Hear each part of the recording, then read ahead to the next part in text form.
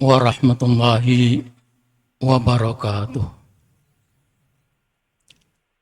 Bismillahirrahmanirrahim. Alhamdulillahirabbil alamin. Wassalatu wassalamu ala asyrafil anbiya wal mursalin sayyidina wa maulana Muhammadin wa ala alihi wa sahbihi ajma'in. Allahumma la sahla illa ma ja'altahu sahla wa anta taj'alul huzna idza syi'ta sahla. Allahumma inna nas'aluka fahman nabiyyin wa khibdal mursalin wa ilhamal malaikatil muqarrabin. Allahumma aghnina bil ilmi wa zayyinna bil hilmi wa akrimna bit taqwa wa jammilna bil afiyah. Rabbana atina fid dunya hasanah wa fil akhirati hasanah wa qina adzabannar. Walhamdulillahirabbil alamin. Amma ba'd. Jamaah salat Duhur Masjid Jami' Al-Ihsan yang dimuliakan Allah. Mari kita lanjutkan kaji kitab Al-Hikam, dan kali ini kita akan urai mutiara hikmah yang berbunyi Bismillahirrahmanirrahim. Ijtihaduka fima dhamina laka wa taqsiruka fima talaba minka dalilun alantimasil basirati minka. Ini hikmah berbicara menguraikan tentang masalah basirah. Apa sih basirah itu? Basirah dari kata basor menjadi basirah. Basor itu berkaitan dengan fisik lahir, basirah berkaitan dengan batin. Maka kalau mata namanya basor, melihat realita yang tampak. Itu basor. Tapi kalau melihat realita yang lebih dalam lagi, di balik yang tampak itu ada apa? Maka cara melihatnya menggunakan basirah. Jadi Bapak dan Saudara sekalian, ada basor, ada basirah. Basor untuk melihat yang tampak, dan basirah untuk melihat di balik yang tampak itu. Maka Allah berikan basirah kepada setiap manusia. Kata Al-Quran yang terjemahannya begini, barang siapa yang menggunakan pandangannya dengan basirah, maka beruntunglah bagi dirinya. Tapi barang siapa yang mengabaikan pandangan mata dengan mata batinnya, maka rugi bagi dirinya. Kenapa bisa begitu? Karena pandangan mata itu mudah ditipu, tetapi pandangan batin pasti, karena itu adalah bimbingan dari Allah Subhanahu wa Ta'ala. Dari jauh kita bisa melihat putih-putih itu bisa saja kapur, bisa saja garam, atau bisa saja gula. Bagaimana kita bisa tahu yang putih itu apakah gula, apakah kapur, tepung, atau garam? Maka untuk mencoba memastikan itu, Allah kasih yang namanya zauk, lidah, mulut untuk merasa. Jadi soal penelitian yang fisik, gambaran tadi menggunakan zauk. Tapi yang batin menggunakan basirah. Maka terjemahan quote atau mutiara hikmah tadi adalah kesungguhanmu di dalam masalah-masalah yang Allah sudah jamin untuk kamu, dan kelalaian kamu terhadap masalah-masalah yang dituntut oleh Allah untuk kamu lakukan, itu tanda kalau mata batinmu, pandangan batinmu tenggelam, hidup atau mati. Jadi mata batin kita itu hidup ketika kita bisa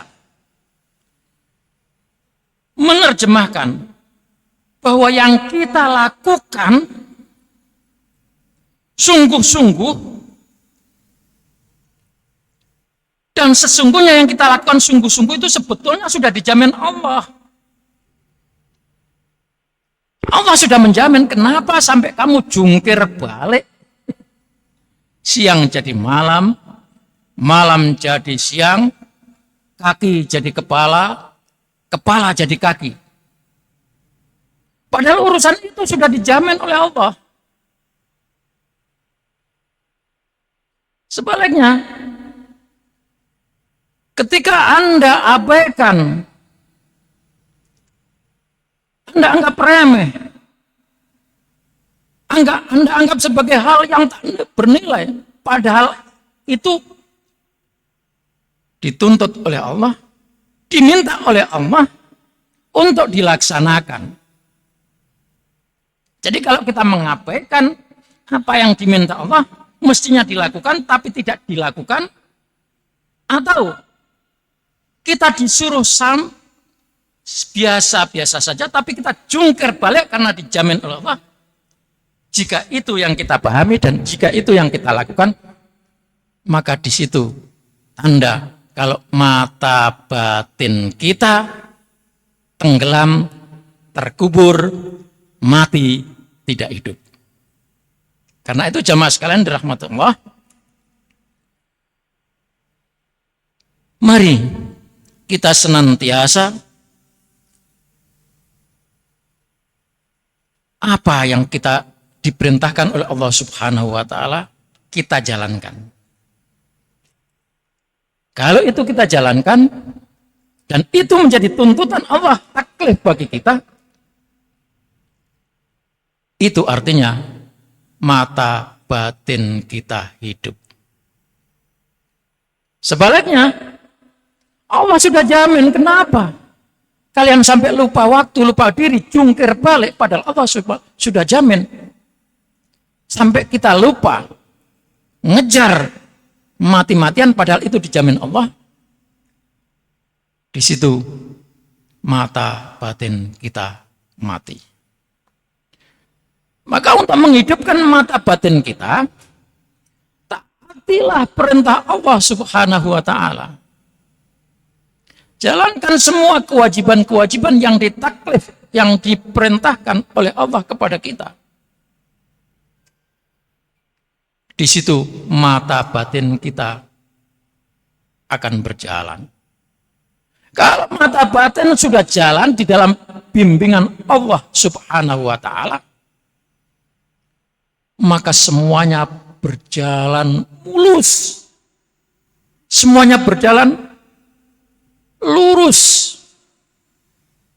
Seperti kemarin yang saya sampaikan, ketika kita sudah berbuat profesional, dan profesional itu artinya taat menjalankan perintah Allah, menembus sebab-sebab yang mesti dilakukan, dan kita serahkan kepada Allah Subhanahu wa taala, maka semua urusan menjadi mudah. Maka sering saya katakan, jika kita mendapati persoalan-persoalan yang menurut kita berat untuk dilakukan, maka tempuh sebabnya secara wajar. Sesudah itu serahkan kepada hati. Jadi pekerjaan-pekerjaan yang berat serahkan kepada hati, karena hati inilah yang akan mengkomunikasikan kepada Allah Subhanahu wa taala. Jamaah sekalian dirahmati Allah. Wa idza aradallahu khadlana 'abdihi ashghalahu fid dhahir bi khidmatil aqwan wa fil batin bi hubbatiha. Ketika Allah Subhanahu wa taala menghendaki hambanya itu hina di hadapan Allah, maka Allah jadikan nafsunya, keinginannya terus menggebu-gebu mengejar dunia. Sibuk dengan urusan dunia. Fisiknya terus malam jadi siang, siang jadi malam. kepala jadi kaki, kaki jadi kepala. Sibuk terus, sibuk. Wa fil batini bimahabbatia. Dan dia mencintai terus itu, nggak ada habis-habisnya. Lagi, dapat 1 juta, kurang masih lagi. 2 juta lagi, 3 juta lagi, 4 juta lagi. Lagi.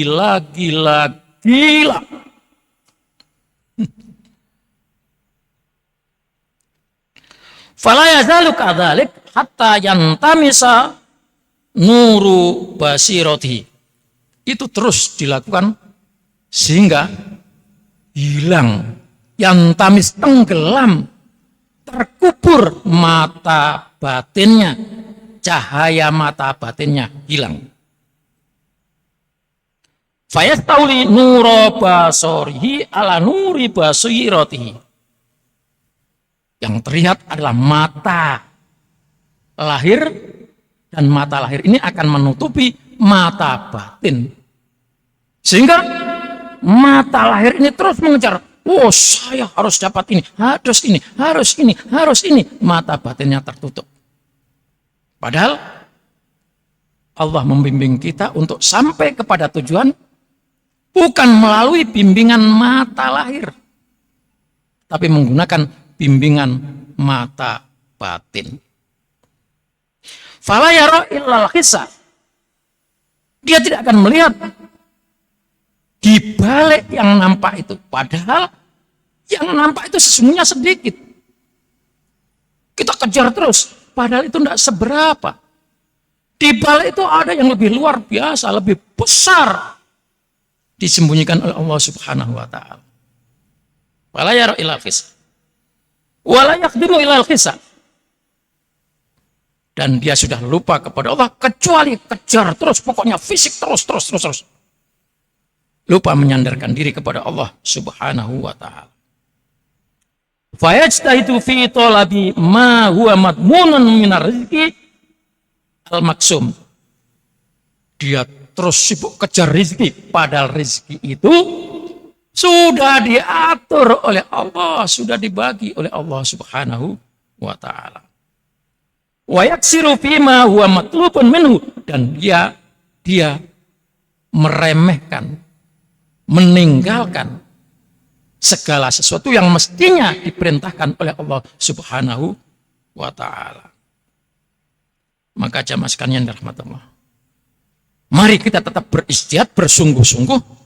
Tetapi kesungguhan itu harus dibarengi seimbang urusan dunia dengan urusan akhirat. Maka dalam doa Rasulullah SAW menyatakan, Allahumma aslih lana dunyana allati fiha ma'asyuna. Ya Allah, baguskan kami urusan dunia kami, karena sesungguhnya dunia itulah yang akan menjadi bekal kami. Tetapi Tuhan, aslih akhiratana allati ilaiha ma'aduna. Baguskan urusan kami, karena sesungguhnya ke sana nanti kami akan kembali. Walal akhiratu khairun. Akhirat itu lebih bagus, wa abqa, dan akan kekal.